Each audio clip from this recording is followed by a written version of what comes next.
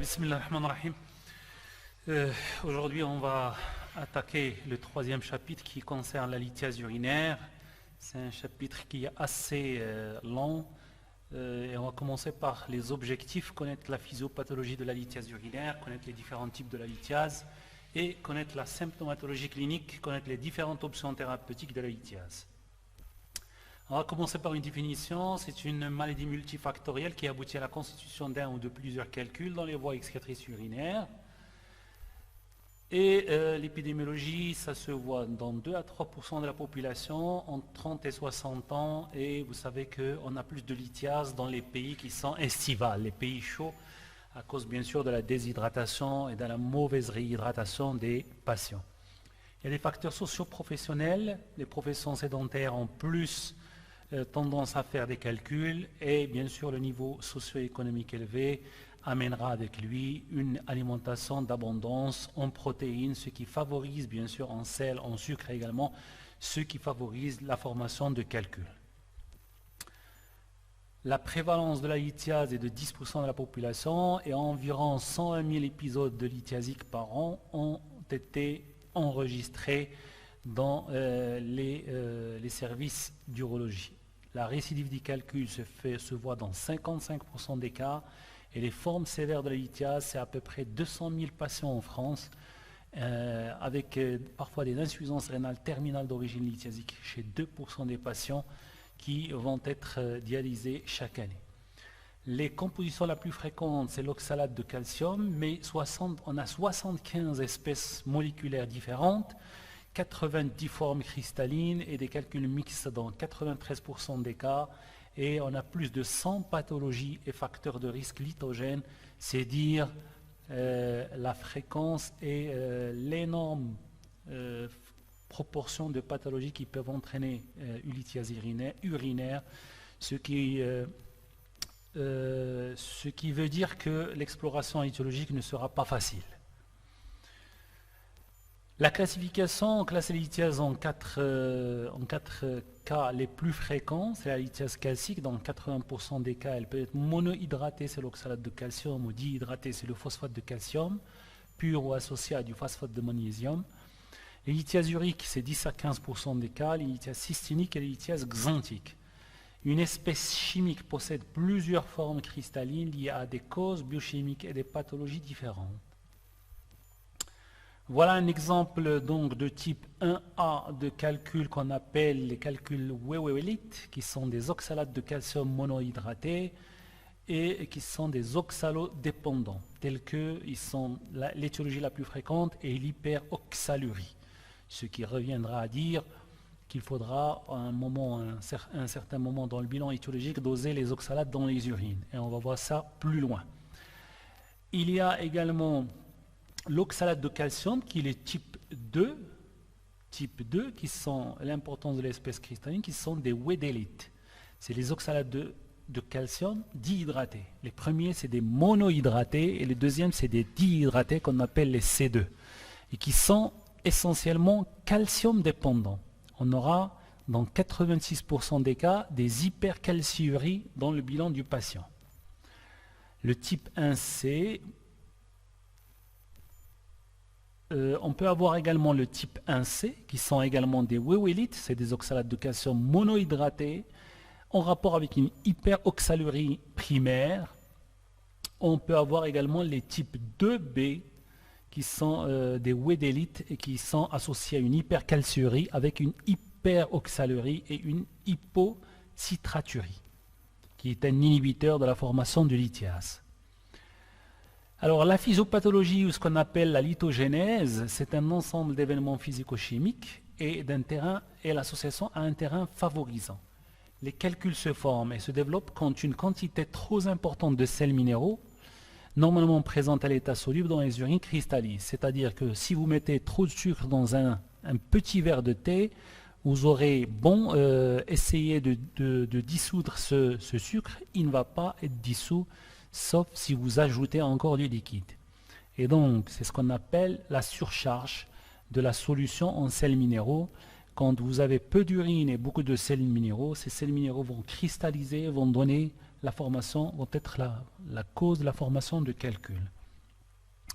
Les différentes parties, enfin les différentes phases par lesquelles passe cette lithogénèse, c'est la nucléation, c'est les petits cristaux microscopiques qui vont s'agglomérer, puis ces cristaux vont s'accroître, puis il y aura une agrégation entre les différents cristaux, et finalement on aura ce qu'on appelle la rétention au niveau de la plaque de Randall qu'on va voir plus loin.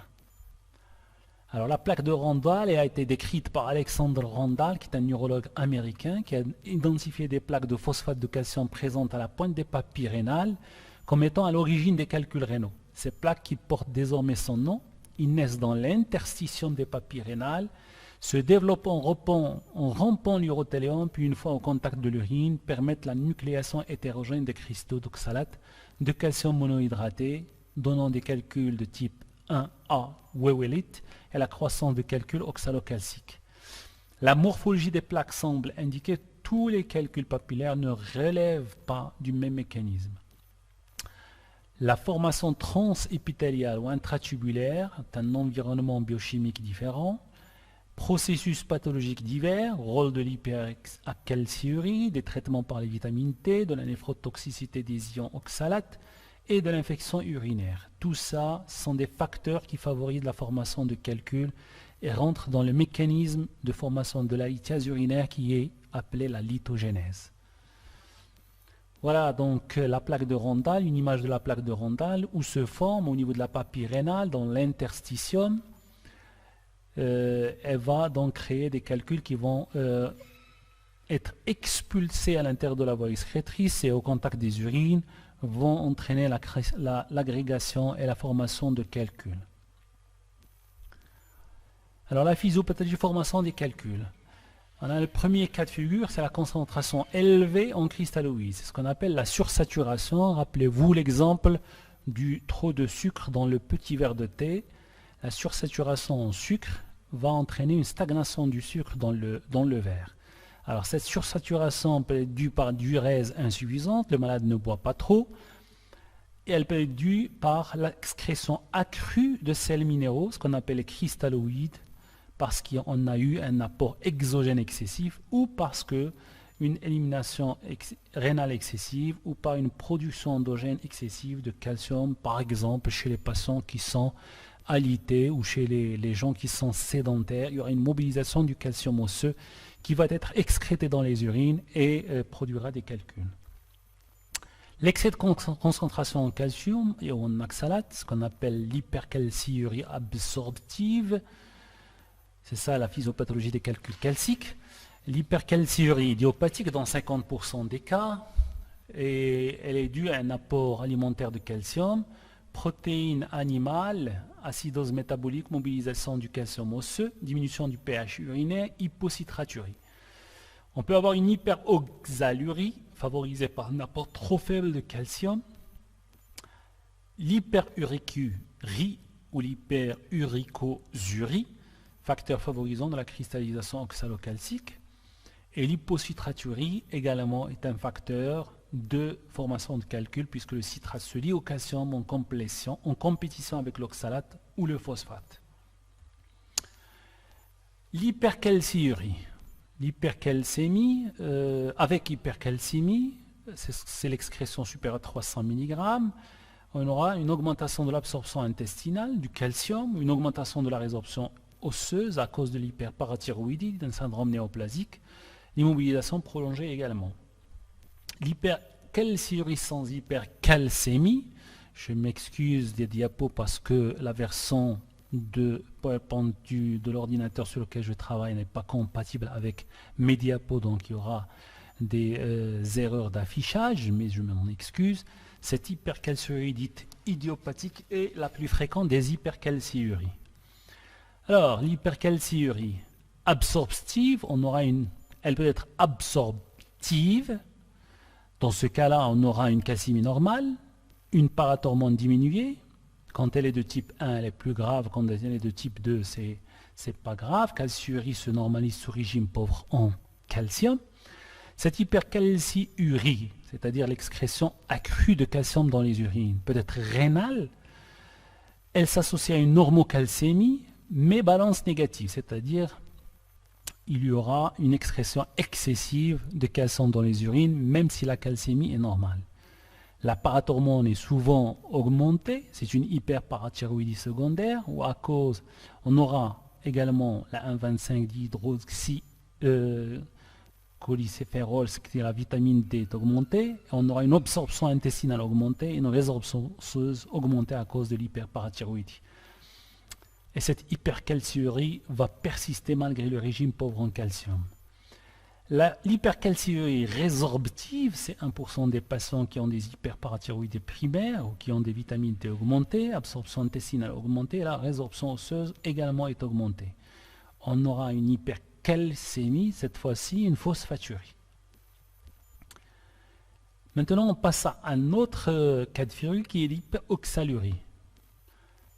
Elle peut être soit due à l'absorption intestinale de l'oxalate, augmentation par un apport alimentaire accru, une maladie de l'ion terminal, ou par oxalose qui est l'hyperoxalurie primitive. Elle peut être de type 1 ou de type 2. C'est des déficits enzymatiques qui entraînent une néphrocalcinose, une insuffisance rénale terminale à 15 ans avec anémie, déficit de croissance. La type 2 elle est extrêmement rare, c'est un déficit en déglycérate d'hydrogénase, DGD, qui entraîne une néphrocalcinose avec des infections urinaires récidivantes. L'hyperuricurie avec hyperuricémie, elle se voit soit par un apport exogène excessif, régime riche en purine, par production endogène excessif, qui est la goutte primitive ou le syndrome myéloprolifératif. Alors, sans hyperuricémie, on peut avoir une hyperuricosurie, qui est l'excrétion accrue d'acide urique dans les urines, quand les malades prennent des diurétiques thiazidiques, des salicylates et certains autres médicaments. Alors, comment faire? Quand on a une hyperuricémie avec une anomalie de transport tubulaire, ou la goutte primitive, régime riche en protéines, quand on a l'obésité et ou l'insulinorésistance, tout ça, les diarrhées déshydratation, les anomalies congénitales, le traitement uricosurique, les syndromes myéloprolifératifs, tout ça va aboutir à quoi? Ça va aboutir à un pH acide, à l'excrétion accrue d'acide urique dans les urines, à une diurèse insuffisante, et tout ça va entraîner la formation de calculs d'acide urique. La xanthinurie et la cystinurie, c'est des maladies qui sont extrêmement rares, mais également extrêmement difficiles à traiter leurs conséquences qui sont les calculs de cystine qui sont très durs et très difficiles à traiter. Les déficits également en facteurs d'inhibition de la cristallisation qui sont la citraturie, la magnésurie, j'en ai parlé tout à l'heure. Ce déficit de facteurs qui inhibe la cristallisation était également favorisant pour la formation de calculs. L'hypocitraturie, c'est une acidose qui entraîne une réabsorption des citrates urinaires. Elle peut être due à une acidose tubulaire, à l'hyperoxalurie intestinale, à l'hypokaliémie, l'acidose intracellulaire, à un exercice physique intense avec accumulation d'acide lactique et à l'apport important de protéines animales et l'excès de sel. Les anomalies de pH. Alors, il faut savoir que dans les lithiase urinaire, le pH joue un rôle primordial. Quand un pH est acide, il favorise la formation de calculs uriques et l'acide et cystinique. Quand le pH est alcalin, il favorise la formation de calculs de phosphoammoniaco-magnésiens qu'on appelle les calculs de struvite. C'est des calculs généralement qui sont en rapport avec une infection. Les calculs oxaliques peuvent se former à pH variable. Les terrains favorisants, bien sûr, il y en a. Donc, on a vu toutes les causes biologiques, c'est ce qu'on appelle les calculs d'organismes, c'est-à-dire que l'organisme du patient comporte des perturbations biologiques qui donnent une sécrétion importante de cristalloïdes. Maintenant, on va voir ce qu'on appelle la lithiase d'organes, c'est-à-dire qu'il y a une malformation au niveau de l'appareil urinaire qui favorise la stagnation des urines et la formation de calculs.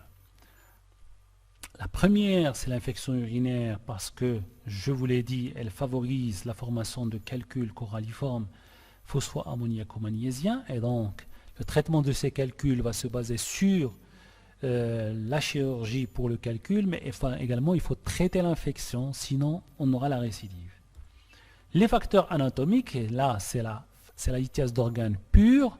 Toute anomalie anatomique du rein ou de la voie excrétrice va favoriser la stase, qui favorise la stase des urines et donc favoriser les formations des calculs. Et ça, les exemples sont divers. Tout ce que vous avez dans les cours précédents, syndrome jonction, rétention aiguë d'urine, sclérose du col, vessie neurologique, tout ce qui empêche les urines de circuler de façon normale dans l'appareil urinaire, qui entraîne une stase des urines qui vont rester à l'intérieur de l'appareil urinaire, va favoriser la formation de calculs, soit au niveau des reins, soit au niveau des uretères, soit au niveau de la vessie, soit au niveau de l'urètre également. Donc voilà des exemples que je vous ai mis ici sous forme d'image, juste pour vous rappeler les anomalies les plus fréquentes. On a également ce qu'on appelle les calculs sur corps étranger, et on a vu des calculs se développer sur des stérilés intra-utérins qui ont migré au niveau de la vessie, ou quand quelqu'un a été opéré et qu'on a oublié ou on a utilisé un fil non résorbable au contact des urines, ces patients peuvent développer également des calculs. Alors les circonstances de découverte, on va surtout insister sur la colique néphrétique, puisque la douleur peut être aiguë ou chronique. La douleur chronique peut prêter à confusion avec d'autres pathologies. Par contre, la colique néphrétique est spécifique de la lithiase. Cette douleur elle est souvent déclenchée par un voyage en voiture qui entraîne une mobilisation du calcul, l'absence d'hydratation normale qui entraînerait une diminution de la diurèse, et la douleur va dépendre sur le plan sémiologique du siège du calcul. Dans le premier cas de figure, si le calcul se situe au niveau de la jonction, on aura une douleur lombaire avec une irradiation testiculaire. Si le calcul est au niveau de l'urtère iliaque, on aura des douleurs du flanc qui peut prêter à confusion avec une éventuelle appendicite, c'est à droite, ou avec une salpingite chez une femme. Et si le calcul est juxta-vésical, on aura des douleurs pelviennes avec irradiation scrotale ou vulvaire, avec des signes d'irritation vésicale. C'est des patients qui vont aller uriner toutes les 2 minutes sans vraiment uriner. La colique néphrétique, il s'agit d'une douleur lombaire violente, spasmodique, qui irradie de l'angle costo-vertébral vers les organes génitaux externes le long de l'urtère. Les patients sont très agités, anxieux, incapables de trouver une position ontalgique. Cette douleur elle est due bien sûr à l'obstacle lithiasique qui va entraîner une augmentation de la pression intrapiélique, laquelle pression va entraîner une distension de la capsule rénale, et c'est cette distension de la capsule rénale qui entraîne la douleur, et cette distension en même temps de la piélocalicielle va entraîner l'augmentation de la synthèse de la prostaglandine qui va améliorer pour le rein, reçoit l'ordre d'augmenter la filtration glomérulaire, et cette augmentation de la filtration glomérulaire va entraîner bien sûr l'augmentation de la dilatation piélique et de la douleur. Donc dès maintenant, sachez que le principal target ou but du traitement de la colique néphrétique, c'est d'arrêter la synthèse des prostaglandines. C'est pour cela qu'on donne des anti-inflammatoires, et non pas n'importe quel anti-inflammatoire, les anti-inflammatoires qui ont l'AMM pour la colique néphrétique. La douleur est parfois trompeuse, donc elle peut simuler n'importe quelle douleur, elle peut être associée à des nausées, vomissements, à une dysurie, une pollacurie. Elle peut être également trompeuse par sans-siège. Il faut faire très attention quand vous examinez les patients. La douleur peut être typique ou non. Elle peut être caractérisée par une exacerbation à l'effort, une exacerbation aussi à excès de boisson, une irradiation descendante. Elle peut être associée à des signes urinaires. L'hématurie est souvent microscopique. La recherche d'une hématurie à la bandelette est un élément d'orientation devant une douleur abdominopelvienne atypique sans fièvre. L'infection urinaire et la lithiase sont souvent associées. L'infection peut se révéler par une bactériurie, une cystite récividente, une pyélonéphrite, mais ça on l'a vu dans le chapitre infection. Et la lithiase peut être asymptomatique bien sûr, et les patients viendront consulter avec des gros calculs qu'on appelle les calculs coralliformes, qui peuvent être indolores pendant des années. Les autres motifs de révélation, malheureusement, on voit encore des patients qui arrivent avec une insuffisance rénale, voire avec une anurie, c'est-à-dire une anurie lithiasique qui nécessitera une intervention en urgence pour relancer la diurèse, surtout si le patient a un seul rein. Et l'examen clinique va vous permettre de faire le diagnostic. Alors faites très attention à l'examen clinique parce que vous avez vu qu'il y a une centaine d'étiologies de la lithiase. Donc le diagnostic ne va pas être fait que pour le calcul lui-même, mais pour la lithiase qui est la maladie qui entraîne des calculs.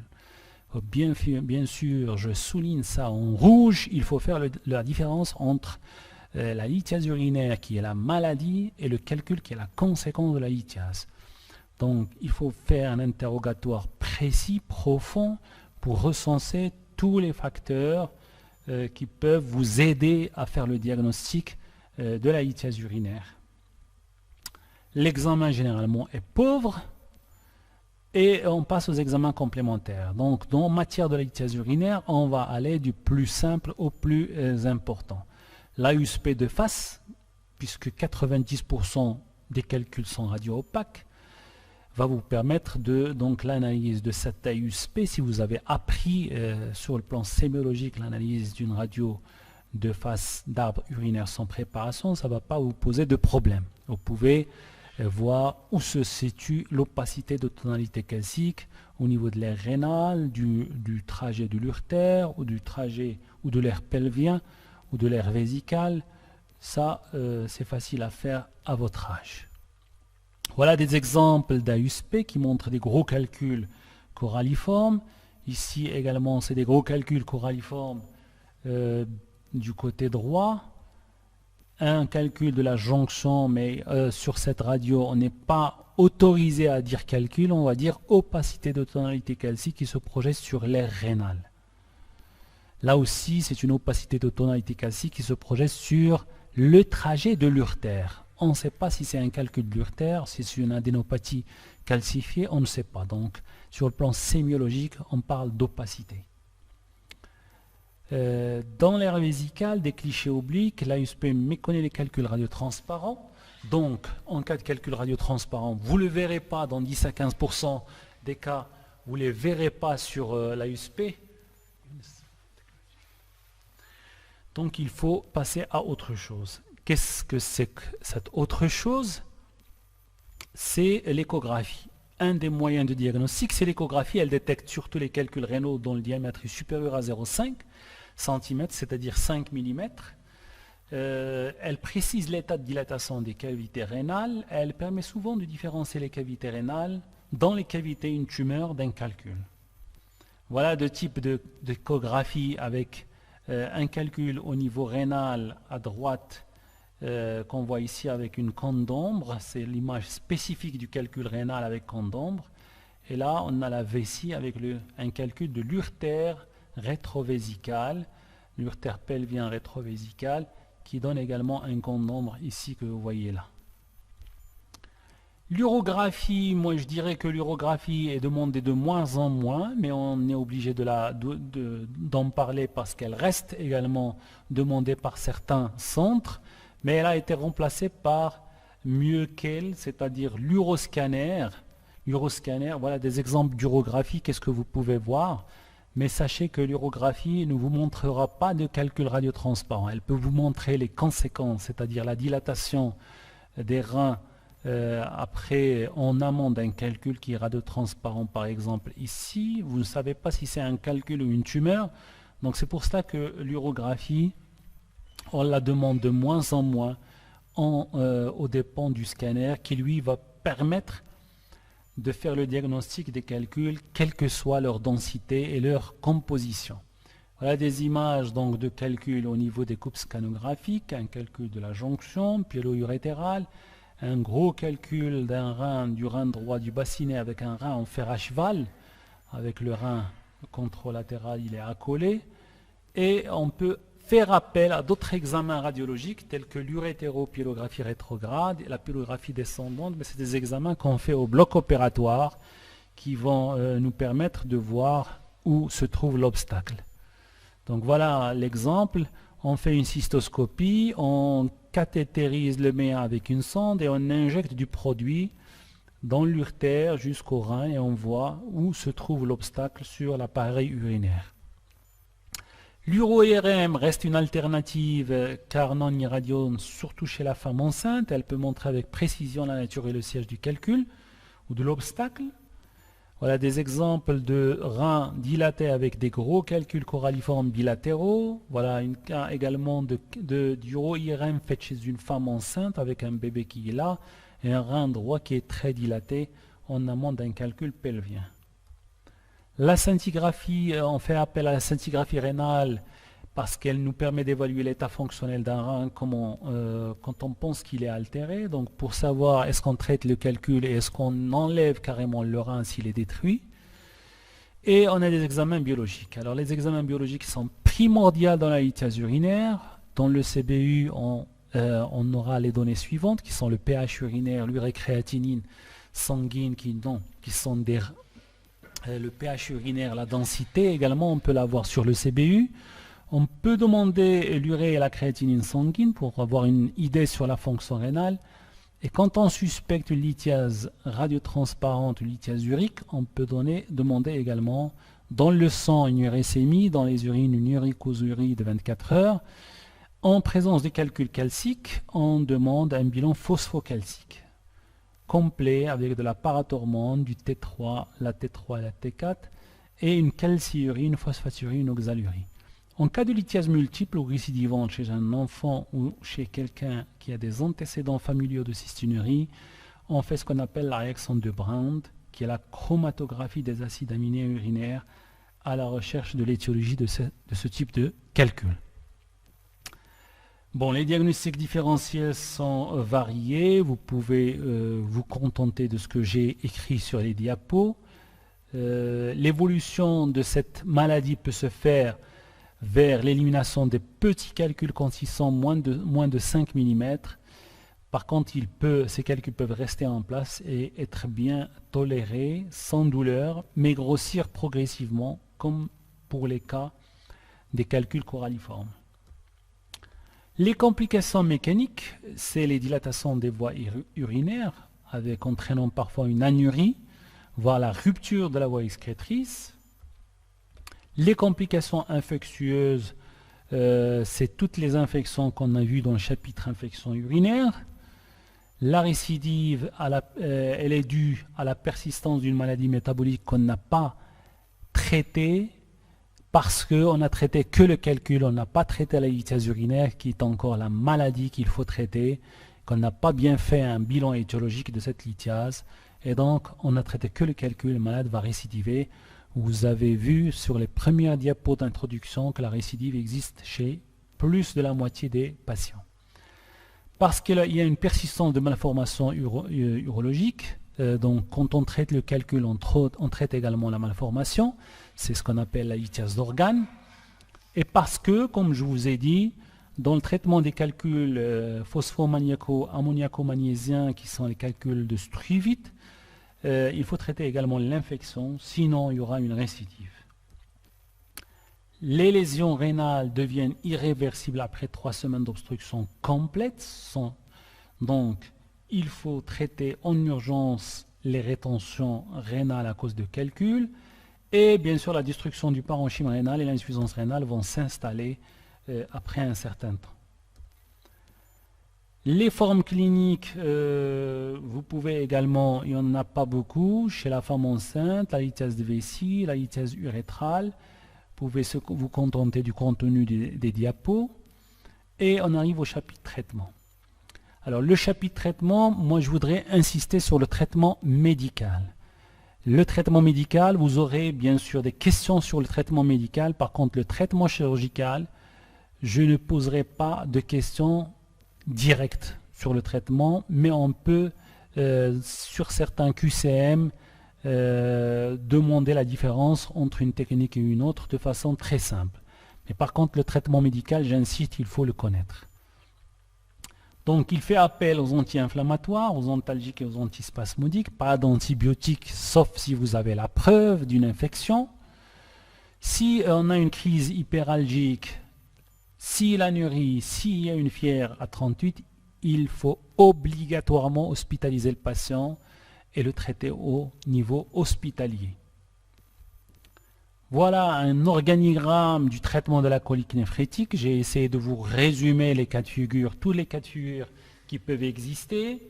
Que faire en extra-hospitalier, que faire aux urgences, que faire dans un contexte particulier de femme enceinte ou d'insuffisance rénale ou d'hydronéphrose, que faire en cas de colique néphrétique grave, colique néphrétique fébrile, colique néphrétique avec anurie ou colique néphrétique résistante au traitement antalgique. Tous ces cas de figure, vous les avez sur cette diapo qui sont résumés sur la conduite à tenir. Les règles générales du traitement en dehors de la colique néphrétique sont simples. Les boissons abondantes. Ne demandez pas aux patients de ne pas boire. Il faut qu'ils boivent. Traiter l'infection, bien sûr, s'il existe. Et bien sûr, après ça, on traitera, bien sûr, l'étiologie de la lithiase en fonction de ce qu'on a vu comme étiologie. Des cas de figure avec hypercalciurie ont un traitement spécial, avec hyperoxalurie également la même chose. Vous vous contentez de ce qu'il y a sur les diapos. Les lithiases phospho-ammoniaco-magnésiennes également, il faut traiter la cause. La lithiase urique, qui est un chapitre également très important, qui constitue 15% des calculs. Également, il faut connaître son traitement médical. La lithiase cystinique est exceptionnelle. C'est un régime pauvre en méthionine et son traitement est très très difficile parce qu'il demande une durée très importante de 3 à 5 litres d'eau par 24 heures de façon à maintenir une cystinurie inférieure à 200 mg, chose qu'on n'arrive pas à obtenir auprès des patients. Le traitement chirurgical, il faut avoir bien sûr recours au traitement chirurgical quand la taille du calcul rend son élimination spontanée impossible, quand on a une obstruction urinaire importante, quand la douleur résiste au traitement médical et quand on a une infection urinaire, bien sûr, opiniâtre associée ou quand vous avez une colique néphrétique fébrile. Il consiste à quoi? À un drainage. Le mot-clé dans la lithiase, comme dans l'infection, c'est le drainage des urines. Il ne faut pas que les urines restent dans la voie excrétrice parce qu'ils exposent le malade aux complications fébriles qui sont la pyélonéphrite, la septicémie. Donc le drainage s'impose quand la colique néphrétique est fébrile, quand on a une anurie, quand on a une colique néphrétique hyperalgique, ça s'impose. Il consiste à mettre une sonde à l'intérieur du rein et le long de l'urtère vers la vessie. Ou à mettre ce qu'on appelle une néphrostomie, c'est-à-dire ponctionner le rein et mettre une sonde à l'intérieur de la voie excrétrice de telle manière que les urines puissent sortir. Voilà des exemples de la réalité, un calcul obstructif à droite et à gauche avec mise en place de 200 WJ. Ensuite viendra le traitement du calcul et non pas de la lithiase. Différentes méthodes, et la seule question que je poserai peut-être comme QCM, c'est les méthodes d'extraction des calculs.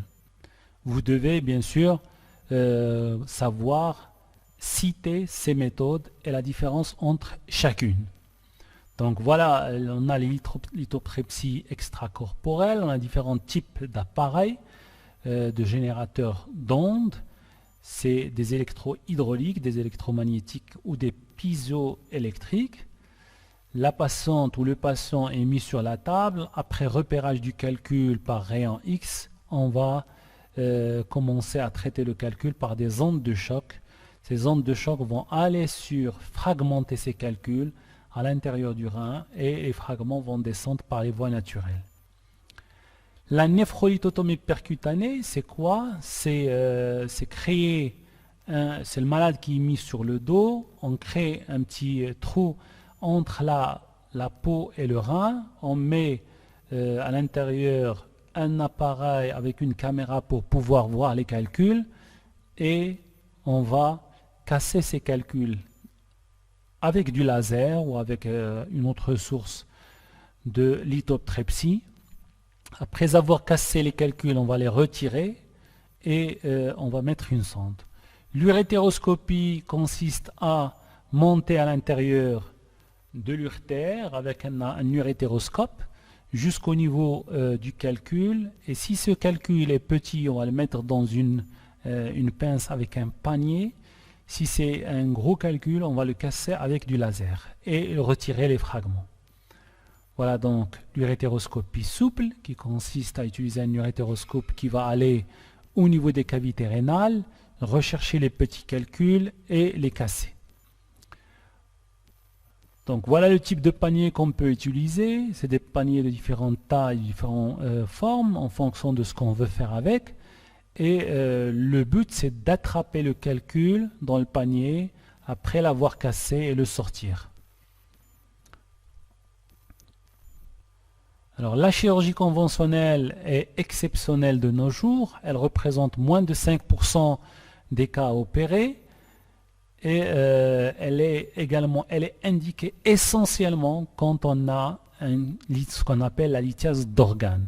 Quand vous avez un calcul ou une lithiase urinaire qui est la conséquence d'une malformation au niveau de l'appareil urinaire. Dans ce cas-là, si on ne peut pas faire ça par endoscopie, on le fait par chirurgie conventionnelle. C'est-à-dire qu'on ouvre, qu'on corrige la malformation et qu'on extrait le calcul pour éviter la récidive. Donc si c'est au niveau de l'urtère, on ouvre l'urtère, ce qu'on appelle l'urétérolithotomie, on enlève le calcul et on suture l'urtère. Si c'est au niveau rénal, on fait la même chose. Donc voilà la recommandation enfin pour la prise en charge des calculs rénaux en fonction de la taille et de la localisation. Et vous pouvez donc faire la synthèse. Si c'est un calcul au niveau rénal, un seul qui est inférieur à 15 mm, c'est la LEC, la lithotrepsie extracorporelle. Si c'est plusieurs calculs supérieurs à 20 mm, on fait une NLPC ou plus ou moins en deuxième lieu la LEC, mais on mettra une sonde JJ pour éviter l'empirement de l'urtère avec les fragments. Si c'est un calcul au niveau caliciel inférieur, c'est ce qu'on appelle la néphrolithotomie percutanée ou la NLPC. La même chose, donc vous pouvez suivre les recommandations et ça, je vous invite à connaître un petit peu la différence entre les différentes indications quand on fait la chirurgie, quand on fait la lithotrepsie et quand on fait l'urétéroscopie en fonction de la taille des calculs et en fonction des pathologies associées à ces calculs. Donc voilà, en conclusion, donc j'espère que le cours a été clair. Donc si vous avez des questions, vous pouvez m'envoyer des messages sur WhatsApp ou sur mon téléphone. Il n'y a aucun souci. Bon courage.